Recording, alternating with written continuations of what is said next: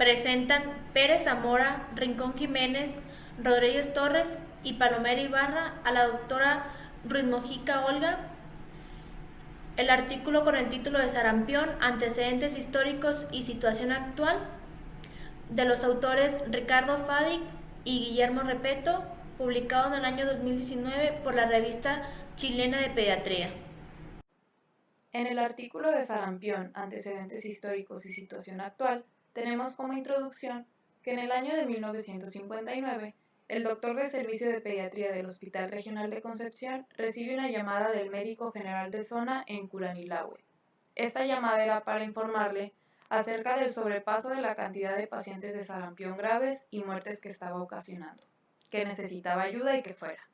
El doctor acepta, va al hospital y al llegar se encuentra con pacientes con complicaciones graves de sarampión. Había hombres, mujeres, adultos, jóvenes, pero en su gran mayoría niños. Los esfuerzos para poder remediar o mejorar esta situación se volvió muy difícil, ya que los medios eran limitados y agotados.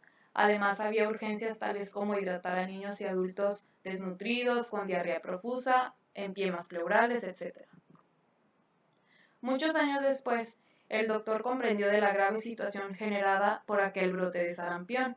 Se dio cuenta que la comunidad era aislada, que no tenía experiencia reciente de enfermedad y que la población era susceptible. En el año de 1964, este doctor valoró de la decisión de las autoridades sobre la vacunación de los niños del país, ya que en aquel entonces era muy costosa. Han pasado 60 años de aquella epidemia y actualmente las noticias nos alertan de un nuevo brote de esta grave enfermedad que ya se había visto desaparecer. Iniciemos con historia y algunos antecedentes históricos relevantes del sarampión. El sarampión se conoce desde hace siglos, pero fue en el siglo VII donde las primeras descripciones se le atribuyen al médico hebreo Al-Yehudi y al médico persa Ramsés, quien vivió en el siglo X y quien la denominó erupción. Luego, en el siglo XVII, durante una grave epidemia en Londres, se notificaron separadamente el sarampión y la viruela, que hasta entonces eran estimadas una unidad. Fue Thomas Sydenham quien describió sus características clínicas, y a mediados del siglo XVII, en Edimburgo, Francis Home, al reconocer su naturaleza infecciosa, intentó su prevención mediante una escarificación semejante a la que posteriormente realizaría Jenner en la viruela. En el año de 1846, el conocimiento real de la enfermedad y de la epidemiología se le debe al médico danés Peter Panum, quien en este año describió una epidemia de sarampión en las Islas Faroe y definió los periodos de incubación y de transmisibilidad. A finales de 1899 hubo una epidemia de sarampión en Santiago de Chile, que luego se extendió a todo el país y continuó durante el año siguiente.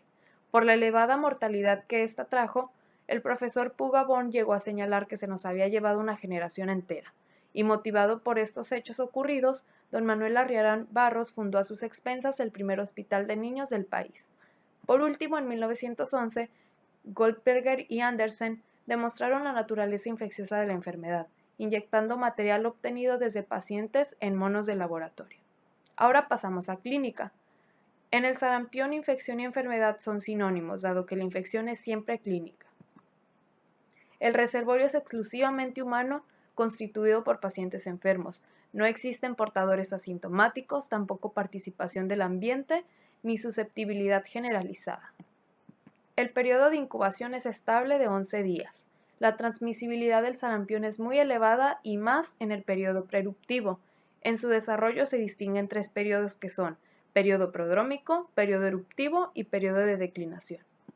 En el periodo prodrómico se presentan signos catarrales de las vías respiratorias altas que son semejantes a un resfrío común, además conjuntivitis, fiebre progresiva y por último pápulas puntiformes en la mucosa oral, que también son denominadas manchas de Koplik. En el periodo eruptivo existen erupciones que son de tipo maculopapular. Estas inician en la región mastoidea con rápida aparición en la cara y en el resto del cuerpo. El exantema regresa en el mismo orden que apareció, pero deja una coloración transitoria. Además, en esta etapa se acentúa el compromiso general.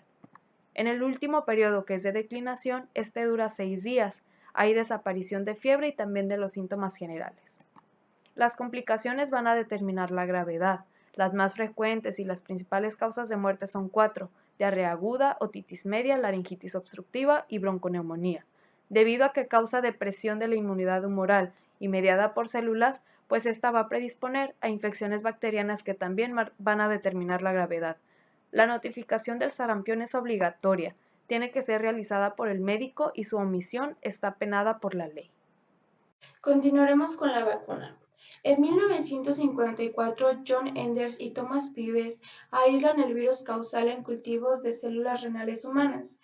Posteriormente se obtuvo la cepa denominada Endenstom. Esto es debido a que el primer paciente en el que se pudo realizar el aislamiento de estas células se llamaba de esta manera.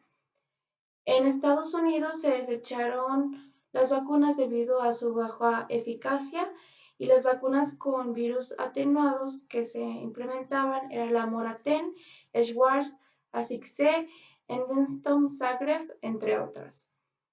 En Chile, las vacunas más atenuadas de las cepas Endenstom eran eficaces, sin embargo, a su estado lábil y que requerían exigencias de conservación y administración, no eran las más óptimas.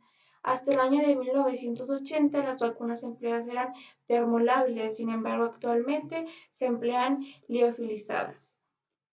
La eficacia de la vacuna se midió por medio de estudios longitudinales epidemiológicos y serológicos por Krugman.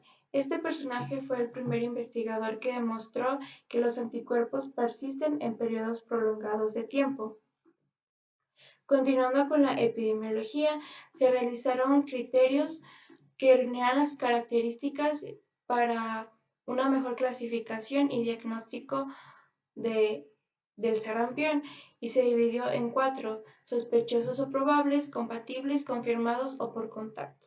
En el caso de los casos sospechosos o probables se presentaba exantema eritematoso maculopupilar de 3 a 4 días, con fiebre, tos, coriza, conjuntivitis o fotofobia. En el compatible ingresaban al sistema de vigilancia, pero no se reúnen los antecedentes necesarios. En el confirmado cumple con los criterios clínicos y se encontraba ligado con casos probables o ya confirmados. Y en el de contacto es que el caso estuvo expuesto durante el periodo de infección con otro caso, y el periodo de infección puede ser de 5 días antes y 5 días después de la erupción. La transmisión del sarampión es eficaz vía aerosoles, limitado a los días que anteceden al periodo catarral e inicios de erupción. Su tasa de ataque secundario es de un 95% y los factores son la desnutrición y la edad. En 1951, el porcentaje de muertos ocurrió en menores de 1 año. Estos eran 6 veces más que en los niños de 1 a 2 años y 53 veces más que en niños de 2 a 4 años. Aquí podemos observar un cuadro sobre la tasa de mortalidad por sarampión en niños menores de 5 años en países seleccionados. Lo que se puede observar a simple vista es que Chile presenta una mayor tasa de mortalidad en niños menores de 1 año que en niños de 4 años y comparado con la tasa de mortalidad de Australia, esta llega a ser 100 veces mayor. Chile y Colombia comparten la característica similar de que tienen más muertes en niños menores de 1 año que en niños entre 1 y 4 años. Características que comparten México y Guatemala es que estos tienen mayor tasa de mortalidad en niños de 1 a 4 años. A lo que se le atribuye esto es debido a que en México y Guatemala la lactancia materna está implementada por un tiempo prolongado. Sin embargo, en Chile y Colombia, pues la lactancia materna está implementada por un tiempo más disminuido, lo que puede ocasionar una desnutrición temprana. Antes de la vacunación se estimaba que morían más de 2.5 millones de niños al año, en su mayoría menores de 1 año. En 1991, la OPS diseñó una estrategia de mantenimiento de altos niveles de vacunación en los que se les vacunaba a los niños de 12 meses de edad y una revacunación de 4 o 6 años. La situación en Chile. En el periodo de prevacunación, que abarcó aproximadamente hasta 1950, las tasas de morbilidad y mortalidad eran relativamente estables, 60 sobre 100.000 y 10 sobre 100.000 respectivamente. Sin embargo, en el 1961 hubo un periodo creciente de infecciones, entre ellas el sarampión, y este coincide con un periodo de industrialización del país, provocando así la migración del campo a la ciudad, con deficiencia de viviendas, provocando hacinamientos, carencias de condiciones sanitarias, facilitando todo esto a una difusión facilitada del sarampión. Para 1964 se comienza a implementar la vacuna contra el sarampión y disminuyeron significativamente las tasas de morbilidad y mortalidad. Para 1979 y 1988 hubo brotes semejantes al periodo de prevacunación debido a una cobertura insuficiente de estas y al mal manejo de las vacunas. Para 1990 se implementa la vacuna trivírica a los 12 meses de edad y un reforzamiento con la vivírica en cuarto básico. Para 1992 hasta la fecha se comenzó a implementar la vacuna a los 12 meses y la revacunación en primer básico de educación con trivírica. Ha habido casos esporádicos en 1998, 1999, 2003, 2011 y 2015. Sin embargo, ha sido casos importados, como por ejemplo en el año de 2011 se debió a una azafata procedente de Brasil, la cual infectó a su hijo lactante y a su esposo de 35 años. Control versus erradicación. Para controlar o erradicar al sarampión se exige mantener un nivel elevado de inmunidad. Entre los obstáculos que destacan para esto es la elevada transmisibilidad de la persistencia de la circulación viral, pues es decir, el sarampión circula por todo el mundo, y el constante aumento de los no inmunizados, como actualmente se ha visto los antivacunas. Se han implementado campañas de vacunación de seguimiento que prácticamente son un componente estratégico entre los años de 2001 al 2005, de 2010 al 2011, y estas han sido dirigidas a niños de 1 a 4 años de edad, 11 meses y 29 días. En 2010 hubo un aumento de los casos de parotiditis epidémicas, preferentemente en adolescentes. Como podemos recordar, la parotiditis comparte características epidemiológicas con el sarampión. La vacuna trivírica incluso pues es contra el sarampión, la parotiditis y la rubiola. Para el año del 2019 se notificaron 23 casos de sarampión, y esto, entre los obstáculos de esto, es que hay un agotamiento de inmunidad postvacuna no superior a 20 años, y entonces se ha propuesto una revacunación a adolescentes para una tercera dosis de vacuna trivírica. Global de la salud pública. En la actualidad, el sarampión está circulando en más de 160 países. Esto se debe a una propagación sin precedentes. El principal transmisor es el viajero, el cual, si se encuentra infectado, transmite el virus causando brotes periódicos en otros puntos alrededor del mundo. En el 2017, Chile terminó sin casos reportados de sarampión. Fue hasta en el 2018 donde se dio a conocer que en el país se habían presentado 23 casos. Ese mismo año, según la OMS, en Europa pasaron a 41.000 casos, la mitad de ellos ocurridos en Ucrania, esto alcanzando un récord de aumento. Otro país afectado es Estados Unidos, ya que se había mostrado libre, pero en el 2018 se reportaron 17 brotes en varios estados, siendo el brote más reciente, el cual fue notificado el 30 de diciembre de ese mismo año.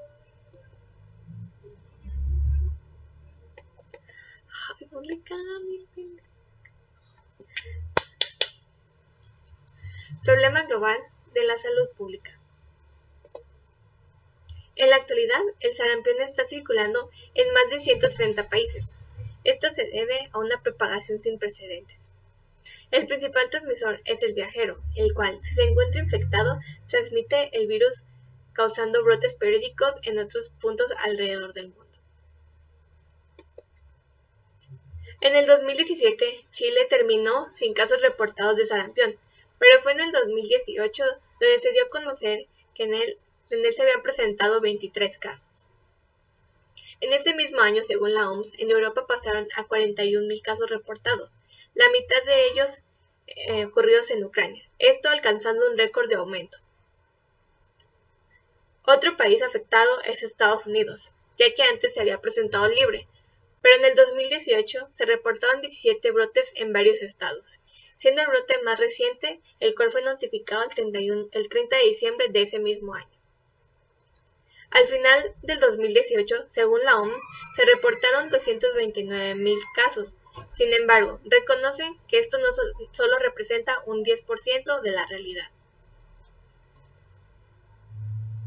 La OMS, en enero del 2019, ha declarado que los casos a nivel global han aumentado un 30% en los últimos años, estos por diversos factores, principalmente la existencia de movimientos antivacunas y por la fundación de entidades de creencias filosóficas no médicas.